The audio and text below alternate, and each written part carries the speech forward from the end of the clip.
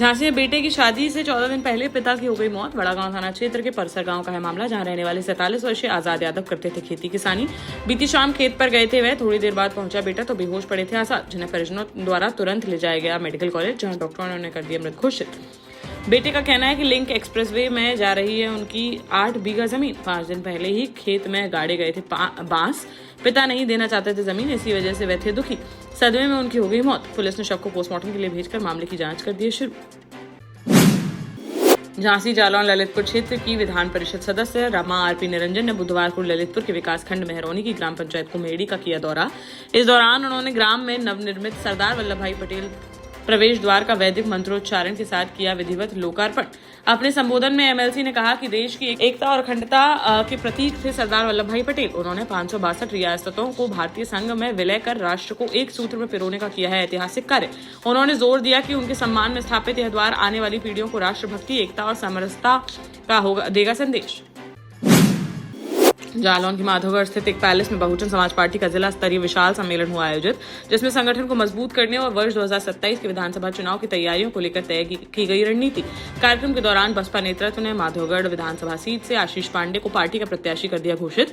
घोषणा होते ही कार्यकर्ताओं ने जोरदार स्वागत करते हुए जीत का दोहराया संकल्प। मुख्य अतिथि के रूप में पहुंचे बसपा के बुंदेलखंड प्रभारी लालाराम मेहरवार ने मंच से कुरौली निवासी व्यापारी आशीष पांडे के नाम की आधिकारिक घोषणा। उन्होंने कहा कि पार्टी सुप्रीमो मायावती ने उन पर भरोसा जताते हुए उतारा है मैदान में और पार्टी पूरी ताकत के साथ लड़ेगी 2027 का विधानसभा चुनाव। मध्य प्रदेश की पूर्व मुख्यमंत्री उमा भारती के परिजन को टीकमगढ़ में बम से उड़ाने की मिली है धमकी। उनकी भतीजा बहू और जिला पंचायत अध्यक्ष उमिता राहुल लोधी ने देहात थाने में दर्ज कराई शिकायत। पुलिस ने अज्ञात आरोपियों के खिलाफ मामला दर्ज कर जांच कर दी है शुरू।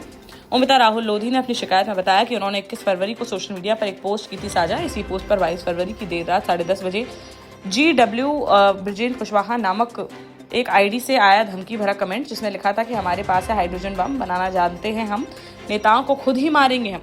इस कमेंट में उमिता और उनके पति पूर्व मंत्री राहुल सिंह लोधी को जान से मारने और बम से उड़ाने की दी गई थी धमकी।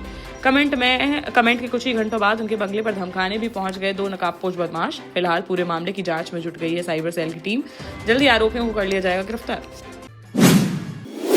झांसी में प्रभारी मंत्री बेबी रानी मौर्य ने बुधवार को कलेक्ट्रेट सभागार में जिले के विकास कार्यों की समीक्षा। करीब 3 घंटे तक चली मैराथन बैठक में जलापूर्ति, बिजली व्यवस्था और अन्य प्रमुख योजनाओं की प्रगति पर विस्तार से की गई चर्चा।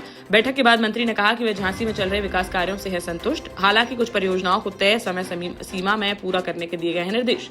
बैठक में झांसी सदर विधायक रवि शर्मा, बबीना विधायक राजीव सिंह पारीछा, गरोठा विधायक जवाहरलाल राजपूत और मऊरानीपुर विधायक डॉ रश्मि आर्य रही मौजूद। मंत्री ने सभी विधायकों से क्षेत्रीय समस्याओं और योजनाओं की जमीनी स्थिति की ली जानकारी।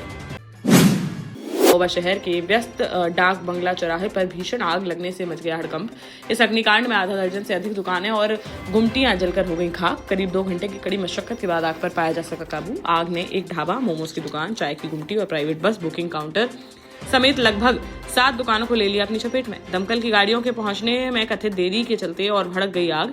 इस दौरान एक दुकान में रखे छोटे गैस सिलेंडर में हो गया जोरदार विस्फोट, जिससे इलाके में मच गई अफरा तफरी। फायर ब्रिगेड की टीम ने काफी मशक्कत के बाद आग पर पाया काबू, लेकिन तब तक 7 दुकानों का पूरा सामान जलकर हो चुका था खाक।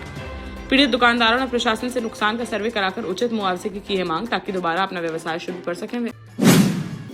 सागर के महाराजपुर थाना क्षेत्र अंतर्गत ग्राम समनापुर शाहजू में 2 पक्षों में हो गया विवाद, जिसमें जमकर हुई मारपीट में गंभीर रूप से घायल युवक की इलाज के दौरान हो गई मौत। पुलिस के अनुसार मृतक के पिता फरियादी लखन यादव ने शिकायत करते हुए बताया कि करीब 15 दिन पहले भागचंद यादव रिश्तेदारी में आया हुआ था हमारे गांव ढहचुआ, जहां पर बेटे अभी यादव और भागचंद के बीच हुआ था विवाद। बीच बचाव का मामला कराया गया था शांत। इसी बीच मंगलवार को बाइक से भंडारे में शामिल होने जा रहा था उनका बेटा अभी। तभी गांव के बाद पुराने विवाद को लेकर आरोपियों ने कर दिया हमला, जिससे वह गंभीर रूप से हो गया घायल, जिसने इलाज के दौरान तोड़ दिया दम। पुलिस ने दोनों पक्षों की शिकायत पर केस दर्ज करते हुए मामले की जांच कर दी है शुरू।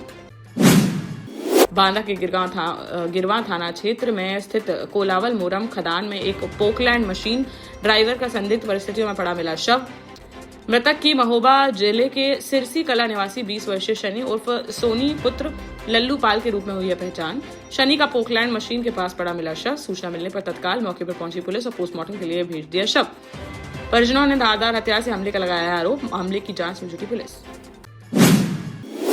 जालौन के उरई कलेक्ट्रेट सभागार में जिलाधिकारी की अध्यक्षता में आयोजित जिला स्तरीय समिति की बैठक में मुख्यमंत्री नगर सृजन योजना के तहत 56 विकास कार्यों को दी गई है मंजूरी। इन परियोजनाओं की लगभग 10 करोड़ 30 लाख रुपए बताई गई है लागत। स्वीकृत परियोजनाओं में नगर पालिका परिषद जालौन के 4 कार्यों के लिए 110.53 लाख रुपए और नगर पालिका परिषद कौंच के 25 कार्यों के लिए 337.91 लाख रुपए, नगर पंचायत 8 के 16 कार्यों के लिए 296.48 लाख रुपए और नगर पंचायत कोटरा के 11 कार्यों के लिए 285.53 लाख रुपए हैं शामिल। टीकमगढ़ में बीती देर रात सड़क हादसे में 2 लोगों की मौके पर ही हो गई मौत। मौरानीपुर रोड पर आरटीओ कार्यालय के पास रात करीब 10:30 बजे हुई घटना, जिसमें एक बाइक और सामने से आ रही कार की आमने सामने हो गई जोरदार भिड़ंत। हादसे में एक महिला गंभीर रूप से हो गई घायल। जानकारी के अनुसार बजरंग खेरा गांव से एक शादी समारोह में खाना बनाकर टीकमगढ़ लौट रहे थे मृतक। 45 वर्षीय कुंजी रायकवार चला रहे थे बाइक, जबकि उनके पीछे 55 वर्षीय प्रेम प्रजापति और एक अन्य महिला थी सवार। जैसे ही वह पहुंचे आरटीओ कार्यालय के पास, तभी तेज रफ्तार में सामने से आ रही बलेनो कार ने उनकी बाइक में मार दी जोरदार टक्कर, जिसमें कुंजी रायकवार और पीछे बैठी प्रेम बाई प्रजापति की मौके पर ही हो गई मौत। हादसे में घायल हुई तीसरी महिला को तत्काल पहुंचाया गया जिला अस्पताल, जहां उनका चल रहा है इलाज। पुलिस ने शवों को पोस्टमार्टम के लिए भेजकर मामले की जांच की शुरू।